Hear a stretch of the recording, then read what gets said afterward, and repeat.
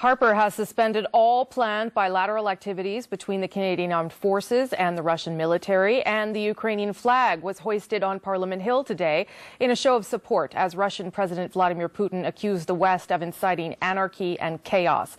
So what will it take now to end the standoff and ease tensions, and should Russia just be kicked out of the G8? Joining me now from the foyer of the House of Commons is James Bezan, the Parliamentary Secretary to the Minister of Defence. Hélène Laverdière is the NDP's Foreign Affairs critic, and there is Ralph Goodale, of course, from the Liberal Party. Good to see you all. Appreciate you all being here. James Bezan, let's start with you. President Putin finally spoke today as Russia pulled back its troops from the Ukraine border. However, he denied that Russian troops in Crimea were Russian military. He still says what happened in Kiev was a coup. Where do you think things stand? Are we in an escalation period here, or have things de-escalated a little bit? Well, actually the statements today by President Putin were ridiculous. To say that there's no Russian forces on the ground when all accounts are is that the number of troops in the Crimea have now increased to 25,000. That's an increase of 9,000 troops just over the last 24 hours. They've seized ferry facilities. They still occupy airports and surrounded other Ukrainian military bases in the Crimea, including blocking in their Navy. Two of their Black Sea Navy ships are sitting in port and locked in.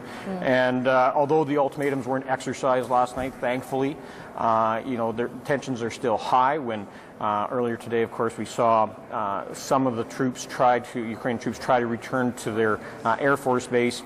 There was a shot fired over their heads, even though they were unarmed. So I'd say that things are still extremely tense, and the planned removal and retreat of the 150,000 troops that were along the Ukrainian eastern border with Russia. My understanding that was part of their overall exercises today. So I'm glad today that Prime Minister Harper announced that we are suspending further intervention or further interaction with the Russian military, and the Canadian Armed Forces will not be participating now in the NORAD exercise Jubilant Eagle. You mentioned those shots being fired over the heads of Ukrainian soldiers who were protesting at the Belbek air base in Sevastopol. Let me get our other MPs in here. Hélène Laverdière, Ralph Goodale. Hélène, I'll start with you. How worrisome do you think that is, to have this sort of firepower so close together? There are families that live on that base, and this is still happening while you have Vladimir Putin trying to suggest that things are not as bad as they seem. Well, we have the feeling that the tensions in Crimea are just growing, and this is not the direction we should be going. What we need is de-escalation, calming down of tensions, and also, this reported firing of intercontinental ballistic missile. It's just contribute all this to the tension. What we need is de-escalation at this time, and we need the international community to work together and continue to put pressure on Putin and on Vladimir Putin so that real progress be made. And Deputy Liberal Leader Ralph Goodale, I didn't give you your title earlier, so I'm doing it now.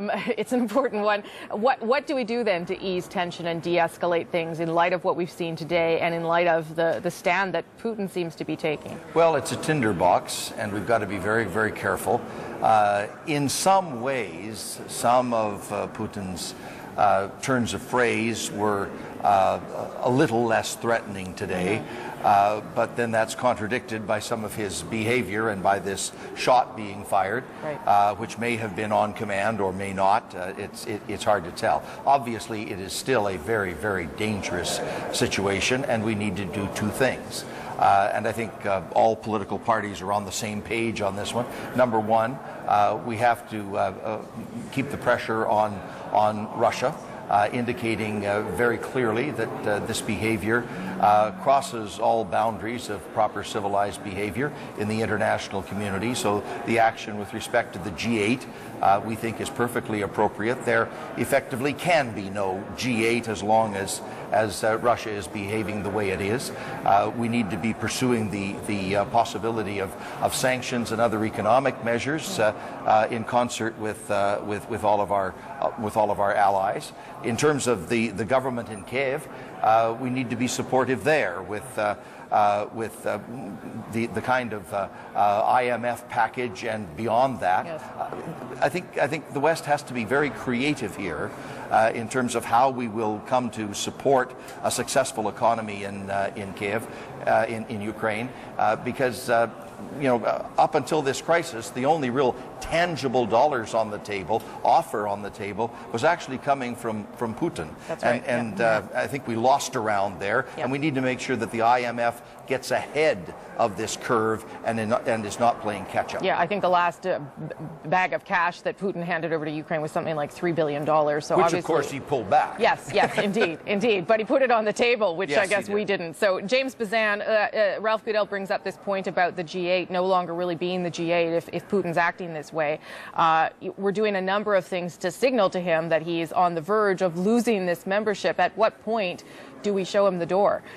Well, I think we're getting pretty close now, and as we said, everything is on the table from diplomatic levers, and so the Sherpas of the G7 are working towards now planning within as quick a time frame as possible a G7 conference, so that we can talk about Russia's participation in future G8 meetings, as well as Russia's participation in other multilateral organizations that they're signatories to. Like what? Like what would be on the table? What else? Everything from their participation at OSCE, their partnership with NATO, all these different organizations, even the WTO, I think should be on the table as long as they continue to act in this aggressive and unacceptable manner. So as long as they're going to continue their escalation of the crisis and their occupation within the Crimea, this is an invasion. There's no other way you can paint this, despite what President Putin has said, despite what their foreign minister and ambassador here is saying. We have to look at reality, and the reality is that this whole issue of using ethnic nationals as a justification to invade the Ukraine, especially when this is a peaceful, democratic country that's had some difficulties in the recent past, but at the same time they aren't going around and causing any murders or death. And so this is just reminiscent of how we saw World War II start when Germany annexed Seidenfeld from Czechoslovakia, and the Soviet Union has used this language in the past when they went and occupied Poland. So this is a huge concern, and the only person we can continue as a G7 as our allies and bringing on the pressure and isolating Russia through this whole process, but the only person that can actually de-escalate this is President Putin by withdrawing his troops. So I'll get everyone else in here too, but James Bezan, so then let me ask you a question. Do you think that Crimea is lost, or do you think that there is still a chance to get it back? Because if you're comparing the situation to what happened in Sudetenland, then the question is, can you reclaim it or no?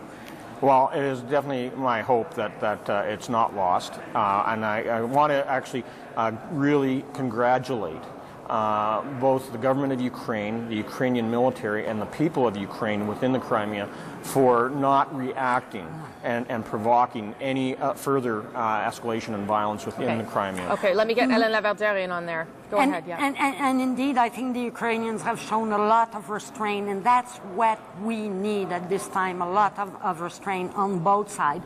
And indeed, Putin is having some good words that seem a bit more conciliatory, but then other actions. So it's sometimes difficult to see where he's going, although we see where he is right now, and in clear violation of international law.